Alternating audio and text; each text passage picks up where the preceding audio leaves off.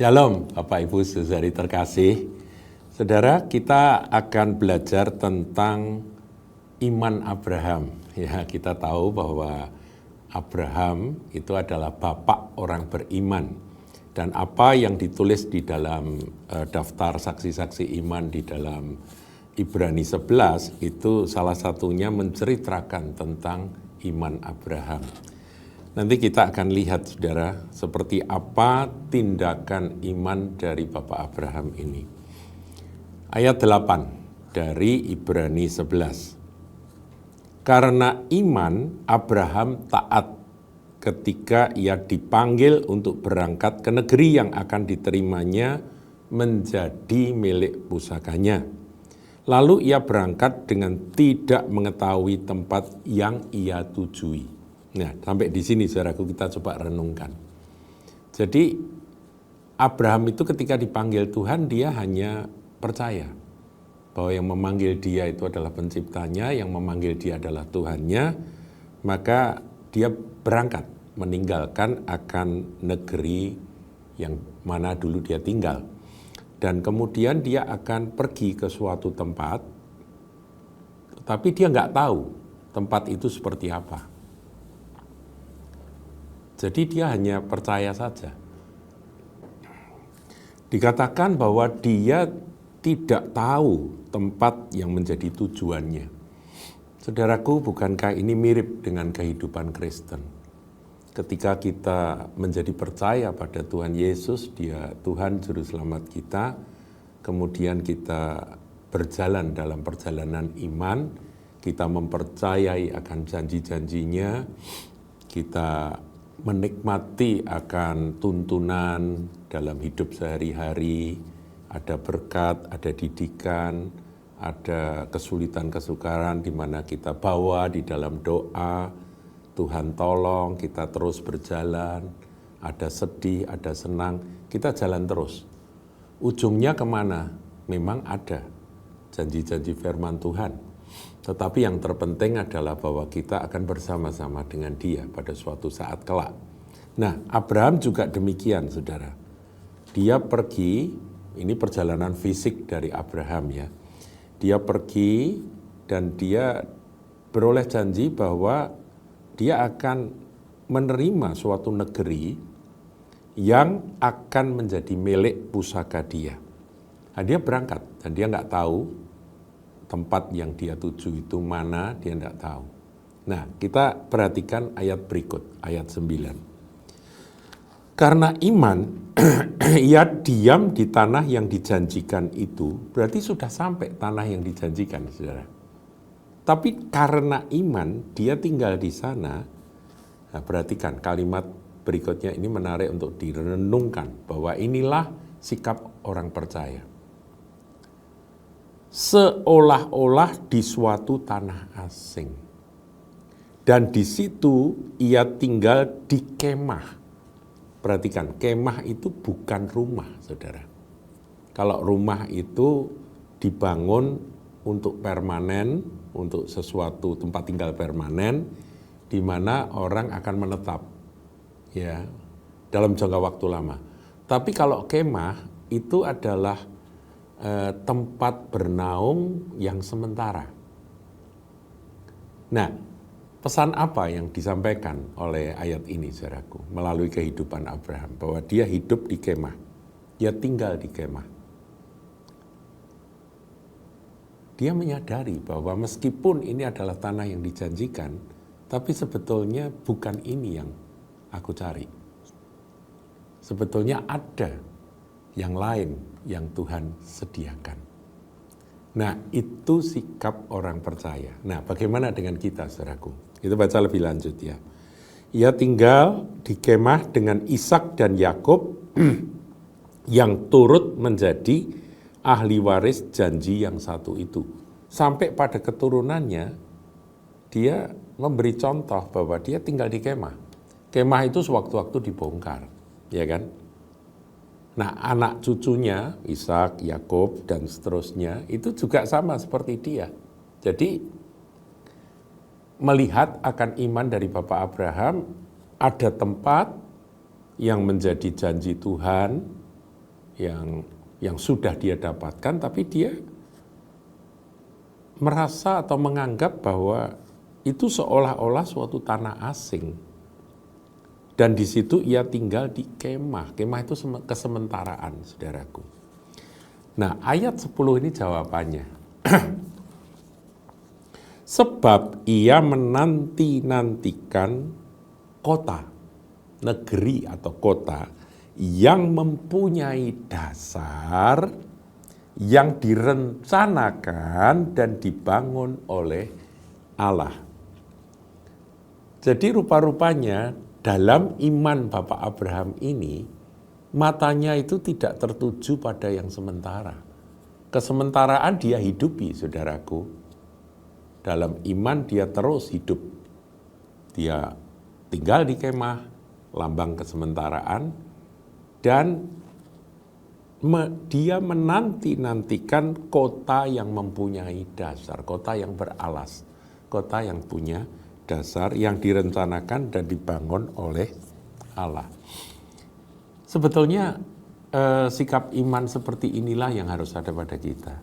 Saudara mungkin mendapat janji Tuhan bahwa engkau akan diberkati, engkau akan sukses, engkau akan berhasil, begitu ya, dalam apa yang engkau doakan dan engkau cita-citakan dan engkau pohonkan pada Tuhan.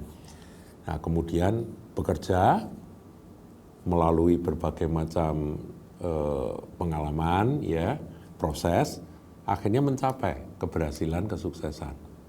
Dari nggak punya apa-apa, diangkat oleh Tuhan, akhirnya bisa punya perusahaan sendiri, punya pabrik, sehingga bahkan dia bisa punya banyak karyawan, karyawati yang di bawah dia. Ya seperti Abraham lah. Abraham itu kan diberkati Tuhan gitu ya.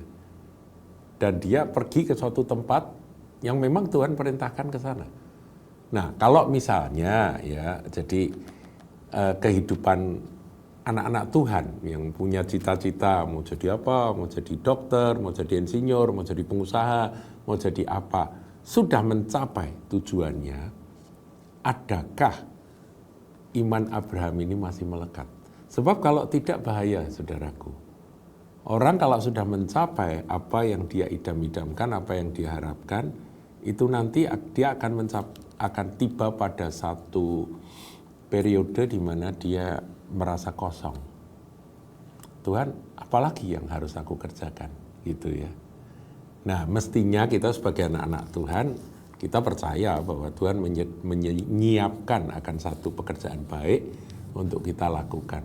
Tetapi dasar dari iman Abraham yang diwariskan pada kita itu sebetulnya, apakah saudara, apakah saya, apakah kita yang mengejar sesuatu dan kemudian oleh Tuhan diizinkan kita untuk memperolehnya, itu kita berhenti sampai di situ dan menganggap bahwa itulah yang merupakan pencapaian segala-galanya, ya, achievement atau pencapaian yang merupakan segala-galanya buat kita. Enggak sama sekali.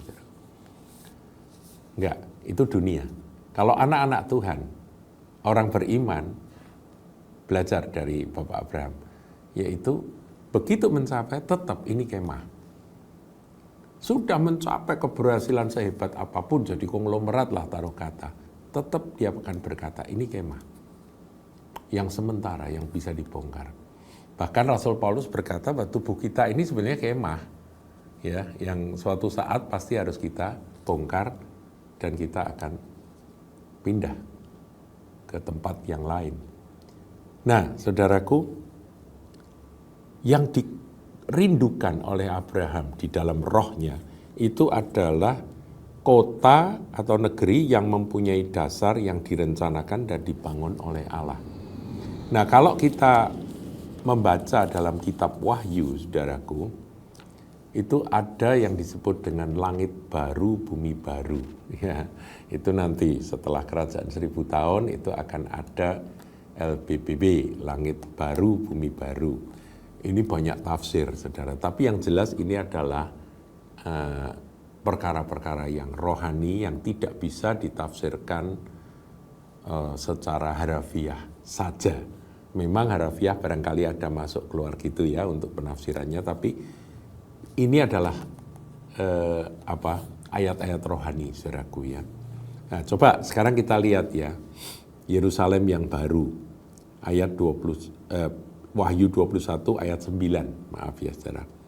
Yerusalem yang baru. Maka datanglah seorang dari ketujuh malaikat yang memegang ketujuh cawan, yang penuh dengan ketujuh malapetaka terakhir itu. Jadi ini mengerikan ya. Lalu ia berkata kepadaku, katanya, marilah ke sini. Aku akan menunjukkan kepadamu pengantin perempuan mempelai anak domba. Jadi yang mau ditunjukkan kepada Yohanes apa, saudara? Oleh malaikat itu. Para malaikat itu yang mau ditunjukkan adalah mempelai anak domba, yaitu pengantin perempuan. Siapa pengantin perempuan? Gereja, ya. Gereja ini kan mempelai. Ini enggak ada tafsir lain, saudaraku. Nah, kemudian ayat 10 yang dilihat oleh Yohanes apa? Lalu di dalam roh ia membawa aku ke atas sebuah gunung yang besar, lagi tinggi, dan ia menunjukkan kepadaku kota yang kudus itu, yaitu Yerusalem turun dari sorga dari Allah. Turun. Kota itu penuh dengan kemuliaan Allah, dan cahayanya sama seperti permata yang paling indah, bagaikan permata yaspis jernih seperti kristal. Nah, ini membingungkan, saudaraku. Wong malaikat itu berkata kepada Yohanes, aku akan tunjukkan kepadamu pengantin perempuan mempelai anak domba, kemudian dibawa ngelihat sebuah kota. Sebuah kota. Sekali lagi, kita kalau menafsirkan ayat-ayat di dalam kitab suci, khususnya kitab Wahyu, ini adalah kitab rohani, saudaraku. Jadi saudara mempelai gitu ya, itu gereja. Gereja jelas bukan bangunan ya. Tapi tempat kediaman Allah yang sebetulnya itu adalah mempelai. Tubuh Kristus itu adalah mempelai. Mempelainya, ya kan? Nah, itulah yang nanti disebut Yerusalem baru. Jadi keindahannya digambarkan, saudaraku ya. Penuh dengan kemuliaan Allah, cahayanya sama seperti permata yang paling indah, bagaikan permata yaspis, jernih seperti kristal. Jadi Yerusalem baru itulah gambaran dari mempelai, saudaraku, mempelai Kristus. Itu menjadi kota yang dirindu-rindukan oleh orang beriman, seperti Abraham. Nah, kita ini merindukan apa, saudaraku? Kita rindu tinggal di sana. Kita rindu sampai di sana. Jadi bukan mengejar perkara-perkara yang memang merupakan janji Tuhan. Seperti Abraham, ya saya ulangi lagi, seperti Abraham dia dapat tempat yang Tuhan janjikan, tapi dia menganggap dirinya ini orang asing di situ. Dan di situ dia tinggal di kemah. Jadi saudaraku, pelajaran yang sederhana ini ya, ini kalau didalami ini rumit, saudaraku ya. Tapi yang secara sederhana, kita ini rindu untuk menjadi bagian dari mempelai Kristus. Itu adalah Yerusalem baru yang turun dari sorga nanti. Kita akan bersama-sama dengan dia selama-lamanya. Saya pernah sampaikan tentang sorgaku, itu adalah Yesus. Yesusku, itulah sorgaku. Jadi kita ini sebetulnya nanti bersama-sama dengan Tuhan di sana selama-lamanya. Dan itu adalah keindahan yang di dalam roh oleh Abraham dilihat. Dari kejauhan dilihat, saudara. Nah, iman dari Bapak Abraham ini yang kita pegang. Tadi kalau saudara mengejar sesuatu di atas muka bumi ini, kejarlah. Tapi kalau sudah ketemu, ingat bahwa Anda sedang menantikan akan sesuatu yang jauh lebih mulia, yaitu kota yang beralas, yang berdasar, yang direncanakan dan dibangun oleh Allah sendiri. Tuhan Yesus memberkati.